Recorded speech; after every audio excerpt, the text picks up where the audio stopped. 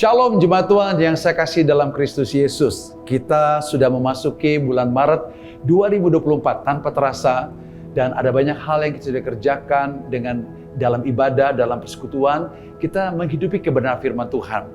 Dan sepanjang bulan Maret 2024, kita mau belajar bersama-sama bahwa gereja Tuhan itu adalah indah. Jemaat itu indah sekali menurut pandangan Tuhan, pandangan dunia dan bangsa-bangsa. Itu sebabnya kita mau belajar bersama-sama beberapa poin. Dalam minggu pertama, kita belajar bersama-sama bahwa gereja adalah tubuh Kristus. Dalam Efesus pasal yang pertama ayat 23 dijelaskan bahwa jemaat adalah tubuh Kristus, kepenuhan Kristus yang memenuhi semua dan segala sesuatu. Apa yang diharapkan ketika kita paham bahwa kita adalah tubuh Kristus? Adalah bahwa kita sebagai anggota tubuh Kristus berbeda-beda, ada tangan, ada kaki, ada mulut, ya. Tetapi kita juga punya fungsi berbeda-beda, tapi kita dalam satu kesatuan mengerjakan pekerjaan Tuhan. Sehingga tidak ada perbedaan, tidak ada yang mengganggu kita, tapi kita dalam satu kesatuan. Dan Tuhan katakan, dalam satu kesatuan, apapun yang kita minta, Tuhan dengar doa kita. Dalam satu kesatuan, Tuhan ada tengah-tengah kita. Tuhan luar biasa ada tengah-tengah kita. Nah, itu di minggu yang pertama dalam bulan Maret 2024. Minggu yang kedua, kita belajar bersama-sama bahwa gereja adalah mempelai wanita Kristus. Dalam Efesus pasal yang kelima, ayat 20, ayat 22, sampai 25, ayat 27, juga ayat 32, dikatakan bahwa yang dimaksudkan hubungan suami istri adalah bukannya suami istri saja, tapi Kristus dengan jemaat. Berarti Tuhan menginginkan supaya kita paham bahwa kita adalah mempelai wanita Kristus. Karena kita mempelai wanita Kristus, Kristus adalah mempelai pria kita. Di dalamnya harus terjadi, sebagai mempelai wanita Kristus, kita harus tunduk sepenuhnya kepada Kristus. Selain tunduk kepada Kristus, kita juga menjadi pribadi yang tidak boleh menyaksikan kasih Kristus. Karena mempelai pria itu adalah, Kristus itulah dia mengasihi kita dan memberikan nyawanya buat kita. Dan di sisi yang lain kita juga menjadi pribadi yang hidup semakin dewasa, memiliki karakter, pola pikir, gaya hidup yang sama seperti Kristus. Supaya akhirnya kita dipersandingkan bersama dengan Kristus. Biarlah dengan kebenaran ini kita tunduk kepada Kristus, kita jangan menyaksikan kasih Kristus. Di sisi yang lain bertumbuh dalam kedewasaan yang penuh dalam Kristus Yesus. Dan dalam minggu yang ketiga kita belajar bersama-sama bahwa kita adalah bangunan Allah. Dalam 1 Korintus 6 ayat 19-20 dikatakan bahwa kita adalah bait Allah, rumah Allah, tempat tinggal Roh Kudus. Dan pemahaman ini perlu kita pahami karena dalam 1 Korintus 6 ayat 17, karena ketika kita bersatu dengan Allah, kita menjadi satu dengan roh dengan Dia.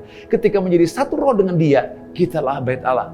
Dalam pengertian bait Allah harus kita pahami, kita adalah sepenuhnya milik Allah dan kita tidak boleh menggunakan hidup kita semena-mena. Kita tidak lagi punya agenda pribadi karena kita adalah milik Allah. Di sisi yang lain, kita harus menyadari Dia hidup dalam diri kita dan biar Dia mengalir kepada orang lain, mengalir satu dengan yang lain dalam gereja Tuhan, sehingga Kristus, Roh Kudus yang ada, yang hidup, yang nyata itu ada di antara kita, bergerak di tengah-tengah kita. Itu minggu yang ketiga.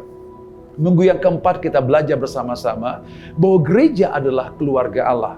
Dalam Efesus pasal 2 ayat 19 dan 20 dikatakan bahwa kita adalah kawan sewarga kerajaan Allah. Tidak ada orang asing. Saya itu rindu sekali, para penonton rindu sekali, jemaat memahami bahwa kita harus hidup saling mengasihi, saling menerima, saling mengampuni, saling mendoakan, saling memperhatikan, saling melayani satu dengan yang lain.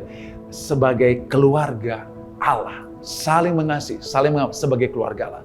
Ya, apa kerinduan Tuhan? Kerinduan Tuhan adalah supaya kerajaan sorgawi, Allah Bapa, Allah Anak, Allah Roh ada bersama-sama di tengah-tengah gereja Tuhan di tempat ini. Kita bersama dengan keluarga Allah, keluarga sorgawi, kita satu adanya. Allah Bapa, Allah Anak, Allah Roh, dan jemaat Tuhan bersatu semuanya. Dengan demikian, dengan pemahaman yang benar ini, saudara sekalian, diharapkan bahwa dunia boleh melihat keluarga Allah yang saling mengasihi, yang berbeda dengan orang-orang lain yang hidup mereka saling membenci, saling menghancurkan satu dengan yang lain, tapi kita saling mengasihi. Diharapkan bahwa bangsa-bangsa melihat kemuliaan keluarga Allah sorgawi ada di muka bumi melalui gereja Tuhan di tempat ini. Dan minggu yang terakhir kita belajar bersama-sama bahwa gereja adalah laskar Allah yang berkemenangan. Di dalam Efesus 6 ayat 10 sampai 18 dijelaskan bahwa kita harus kuat dalam kekuatan Allah, dan karena perlawanan kita bukan melawan darah dan daging, tapi penguasa di udara, dan kita adalah laskar Allah. Itu sebabnya mari pergunakan segala kelengkap senjata Allah. Hidup dalam kebenaran, hidup dengan iman, hidup memberitakan Injil, hidup dalam doa, hidup dengan seluruh kekudusan Tuhan. Dengan demikian Alkitab menjelaskan kita lebih daripada pemenang. Itu terjadi.